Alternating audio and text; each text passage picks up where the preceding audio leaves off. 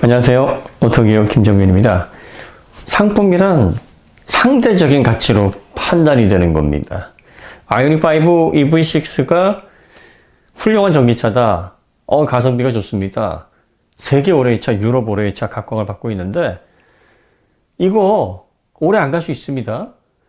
비슷한 가격대에 더 빠른 충전에 비슷한 가격대에 더 높은 출력에 더 훌륭한 인포테인먼트 시스템에 자율주행까지 들어가 있고 더 긴 주행거리에 더 안정적인 배터리 열제어가 들어간 전기차가 딱 나오면요 바로 말이 바뀝니다. 뭐라고 바뀌냐면 이전까지는 괜찮았는데 이제는 비교해보니까 이거 많이 떨어지네요. 이거 별로입니다. 이제 이 새롭게 나온 이 전기차, 이게 여러분들이 관심을 갖고 이 모델을 구입을 하시는 게 가장 현명할 것 같습니다. 이렇게 되는 겁니다.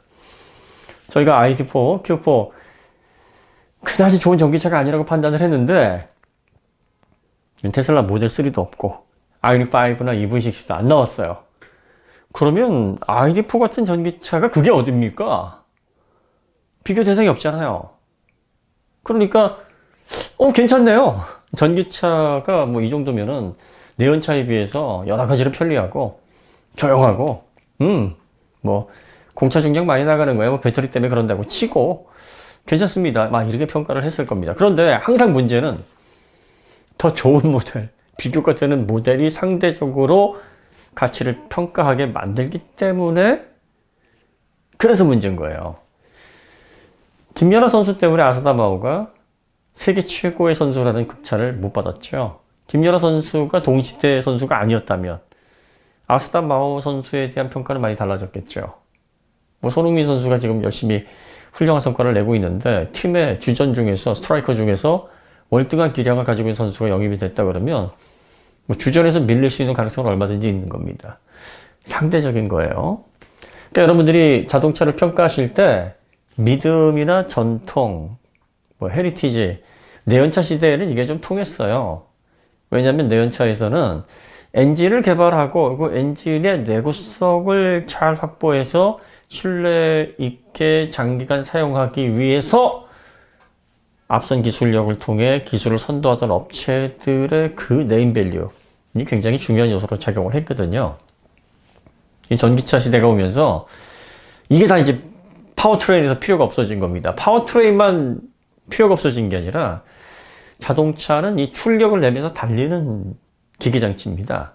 그러다 보니까 이 출력이 내연차 시대에는 자동차를 움직이는 것을 주로 출력으로 제어를 했고 그 다음에 자동차에서 가장 또 중요한 요소 중에 하나인 비클 다이나믹스, 안정적인 거동 이런 것들은 ESC를 비롯한 그 외에 별도로 붙는 장치들로 구현이 돼서 이게 잘 조합이 돼야 됐습니다. 서스펜션의 완성도도 훌륭하게 물리법칙을 잘 받아들여서 롤, 피칭, 이런 것들을 통해서 안정적인 거동을 이끌어내고 이런 것들이 복합적으로 이루어져야 됐습니다만 전기차 시대에는 전기 모터의 이 출력이 워낙에 즉각적이니까 출력, 트랙션 컨트롤로 인해서 출력이 넣고 빼고 하는 이 과정을 통해서 자동차의 거동에 상당히 큰 영향을 미치는 방식으로 파워트레인이 변경이 됐습니다. 그리고 또 이 전자 제어라는 게, 스위칭 제어라는 게 대단히 세밀하게, 정밀하게, 즉각적으로 작용을 하니까 이제 ESC의 각 부분이 이 모터 알고리즘 제어에 중간중간에 섞여서 하나의 통합 제어로 바뀌게 되고 있어요. 이런 거는 기존의 제조사들이 해본 게 아닙니다. 그 다음에 화석연료를 통해서 엔진을 폭발시켜서 그 힘을 가지고 최대한 출력 손실이 없게 변속기에서 이걸 잘 단수로 나눠 가지고 토크 증대를 해서 회전수를 바꾸고 그걸로 인해서 저속에서는 강한 토크로 그 다음에 고속에서는 회전수를 통해서 좋은 연비를 내면서 자동차가 잘 항속할 수 있게 해주는 이 기술, 그리고 프로펠러 샤프트를 통해서 디프로저를 통해서 최종적으로 휠에 전달되는 출력 손실을 최소화하는 이런 기술이었는데 전기모터는 거쳐야 될 단계가 이제 거의 단순화되고 감속기 드라이브 샤프트 휠 끝이에요. 전기 모터에서 나온 출력이 거의 손실되는 구간이 많이 없어졌습니다. 더군다나 출력 특성도 바로바로 나오니까 이거 화석연료 떼서 막 폭발시켜가지고 하는 그 방식이 아니라 전자기력을 또 다루는 거고요. 배터리의 한정적인 전력을 통해서 그 전력을 C레이트에 맞게 잘 제어를 하고 거기에다가 배터리 셀 열이 오르지 않도록 해야 되고 그리고 또 스위칭을 하는 파워 모듈 인버터의 그 파워 모듈도 이게 반도체이기 때문에 열이 많이 오르면 반도체 성질을 잃어버리거나 안정적인 제어, 오류가 나버리게 됩니다. 이것도 제어를 잘해야 되니까 이거 생전해본 게 아니에요. 폭발해서 뭐 터보 차저해서 이런 거는 열 제어를 해봤는데 셀 제어? 인버터의 반도체 열 제어? 이거 해본 게 아닙니다. 차라리 PC 만들던 전자업계가 하라 그러면 더 잘할 겁니다. 근데 LG가 더 잘하잖아요. 그러니까 레거시 업체가 이제 레거시가 아니라 신생 업체로 탈바꿈이 돼버린 겁니다. 이제는 햇병아리가 된 거예요. 오히려 입장이 바뀐 겁니다. 그러니까 믿음의 영역이 아닌 거예요, 전기차는. 그 믿음이 이미 우리가 자동차 잘 만든다고 하는 기업들에서 보여주는 그 역사나 또 그걸 바탕으로 한 헤리티지 이런 것들이 다 유명무실해지는 겁니다. 그러니까 전기차 시대에는 가장 앞선 테슬라가 이제 시작한 지가 2003년에 설립이 됐으니까 이제 20년 정도 됐습니다. 그럼 본격적으로 차를 만들어서 성과를 보여준 게 한 11년 정도 됐어요. 모델 S가 2012년에 나왔으니까요. 그러니까 불과 10년 조금 넘는 역사를 가지고 있으니까 히스토리, 뭐 헤리티지 이 싸움이 아니라 그야말로 기술력 싸움입니다. 새로운 분야에서 모토 제어, 배터리의 열 제어, 그리고 배터리 업계에서는 배터리의 그 정해진 양극재와 분리막과 일렉트로라이트와 또 음극재 이런 것들을 통해서 최대한 낮은 열에서 밀도를 높이고 밀도도 에너지 밀도, 출력 밀도가 또 다르거든요. 이런 걸 높이는 싸움을 언제 해봤어야죠. 그러니까 이게 최첨단 전기차의 전기전자 제어에서 새로운 기술로 경쟁을 하는 거니까 제품력으로 승부를 해야 되는 겁니다. 더 빠른 충전, 같은 가격에 더 막강한 출력, 그리고 한정적인 배터리로 더 긴 주행거리. 최대한 SOC가 낮은 상황에서도 출력 제한이 일어나지 않을 정도로 안정적인 제어. 그러면서도 차가 경량화를 이룰 수 있는 이 모든 요소들이 다 복합이 돼서 비슷한 가격대에 훨씬 스펙이 높은 전기차를 생산하는 업체가 갑인 시대가 됐어요. 이런 전기차가 나오면 상대적으로 앞서서 최고다라고 했던 전기차는 이제 1위 자리나 최고의 전기차 자리를 내어줘야 되는 겁니다. 이렇게 비교를 한번 해보시면 됩니다. 그러니까 조급해 하실 거 없습니다. 폭스바겐 ID4 다음 모델이 어떻게 나올지를 한번 보세요. 아이닉5보다 이제 초고속 충전도 뭐 400kW로 더 높아지고 출력도 아이닉5 일반 모델이 뭐 한 230kW 정도 되죠? 4륜 모델 기준으로. 근데 막 같은 가격인데 250kW, 300kW가 막 얹어집니다. 주행거리도 아이닉5랑 비슷한 용량의 배터리가 탑재가 됐는데 500km를 더 넘게 가요. 환경부 기준으로. 휠베이스도 넓게 뺍니다. 공차 무게도 가벼워요. 초고속 충전 V12 뭐 이런 기능도 다 갖춰져 있습니다. 인포테인먼트도 훌륭해요. 자율주행도 더 잘 됩니다. 이러면 평가가 이제 바뀌는 거예요. 국산차가 한때 앞서는 것 같았었는데 폭스바겐이 다시 앞서네요. 아, 이거 괜찮습니다. 이거 여러분들이 가장 시대를 선도하고 기술력에 있어서 가장 괄목할 만한 전기차라고 볼 수 있습니다. 이건 따라가는 모델 없습니다. 이게 최고네요. 이렇게 얘기를 하는 겁니다. 코나 EV, 니로 EV 가격 많이 올랐다고 하는데 여러분들이 이렇게 보시면 돼요. 이전 모델 대비 가격이 올랐다 이게 중요한 게 아니라 그 가격대에 이 전기차들의 품질을 앞서는 차들이 있느냐 이걸 보셔야 됩니다. 딱 보니까 그 가격대에 더 좋은 모델이 딱 떠올라요? 그러면 이건 욕을 먹어야 되죠. 이거는 비판을 받아야 됩니다. 이게 뭐야? 안 떠올라요 근데. 뭐 없어요. 그런데 기존 모델 대비 이렇게 올랐으니까 이건 무조건 아니야 라고 얘기를 하는 건 이거는 조금 잘못된 생각인 겁니다. 비싸다고 불평하실 수 있어요. 아, 비싸. 왜 이렇게 비싸? 이런 건 괜찮습니다. 그런데 경쟁 모델이 없는데 경쟁 모델이 없음에도 불구하고 억지로 비난하거나 억지로 끌어내리는 거는 이게 상품의 정확한 공정한 비교가 아닌 거죠.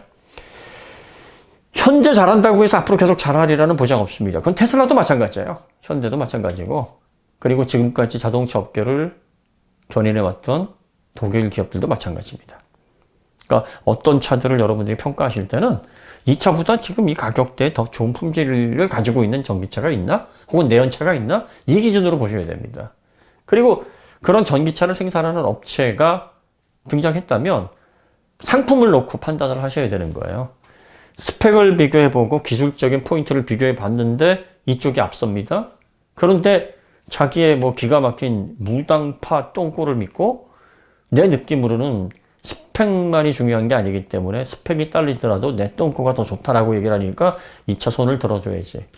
이건 자유인데 여러분들이 이제 그런 평가에는 뭐 이렇게 보는 사람도 있구나 하고 가볍게 보고 넘기시면 되는 거예요. 그러니까 이 공산품, 특히 자동차처럼 기술 집약적 산업의 결과물들은요, 판단하기가 그렇게 어렵지 않아요. 이 성능을 판단할 수 있는 지표들이 있습니다. 그 지표만 따라가시면 됩니다. 국산차가 지금은 전기차 부분에서 잘하고 있고 내연차도 품질이 많이 올라왔는데 가격 대비해서 더 좋은 차를 생산하는 기업이 생기면 언제든지 그 자리는 내어줘야 됩니다. 정해져 있는 게 아니에요. 그리고 끊임없이 지금까지 이 산업에서는 계속 강자가 바뀌어 왔습니다. 그리고 새로운 상품을 만들면 이전에 좀 삽질했던 건 금방 있습니다. 이 삼성이 갤럭시 S22에서 GOS로 그렇게 욕을 많이 먹었어요. 근데 갤럭시 S23 제가 지금 그걸로 바꿔서 쓰고 있는데 품질이 갑자기 너무 좋아졌어요. 와, 뭐 외형 디자인이나 기본적으로 뭐 크게 바뀐 건 안 보이는데 카메라면 카메라, 그 다음에 뭐 디스플레이, 또 AP 성능은 AP 성능. 이게 정말 전반적으로 다 조율이 잘 돼서 사용자 경험이 확 올라갔습니다. 지금 또 열광해요. 지금 또 최고랍니다. 점유율 1위 다시 되찾았고, 해외에서도 야, 애플보다 삼성이 난 거 아니야? 이런 평가들이 나올 정도로 반응이 좋아요. 과거에 또 이전 모델에 삽질을 하더라도요, 새로운 모델이 그 오명을 싹 씻어낼 수 있습니다. 폭스바겐 ID4, Q4, 다음 모델이 제대로 전열을 갖춰놓고 ID4에서 보여줬던 그 찌질했던 모습에서 완전히 벗어나서 경량화도 잘 이루고 충전 속도도 빨라지고 가격 대비 출력도 높아지고 휠베이스도 커지고 실내 공간도 넓어지고 그리고 V12 같은 기능도 들어가고 주행거리도 길어지고 이러면은요 ID5 EV6가 이제 오징어 되는 겁니다. 그러면 다시 그 자리를 뺏기 위해서 계속 기술 싸움을 엎치락 뒤치락 해야 되는 과정에서 소비자들은 신나 이렇게 되는 거죠. 자꾸 기업은 경쟁을 붙이시고 싸움을 붙이셔야 됩니다. 잘하는 기업이 있으면 올바른 지식과 판단력을 가지고 그 기업에 맞는 박수와 영광을 주면 잘하는 기업은 계속 잘하려고 하고 뒤처진 기업들은 그 자리를 뺏으려고 또 눈이 빨개서 또 노력을 하지 않겠습니까? 그 과정에서 산업은 더 발전하는 거고 소비자들은 조금이라도 상품성이 좋은 그런 전기차, 자동차를 더 좋은 가격에 얻을 수 있는 겁니다. 그러니까 판단하는 사람들은 바로 그 역할을 해줘야 돼요. 잘하는 곳을 잘 알아보고 좋은 자동차를 잘 선별해서 합당한 사람들에게 박수가 가게 해줘야 되는 겁니다. 과거에 잘했으니까 앞으로도 잘할 것이다. 나는 믿는다.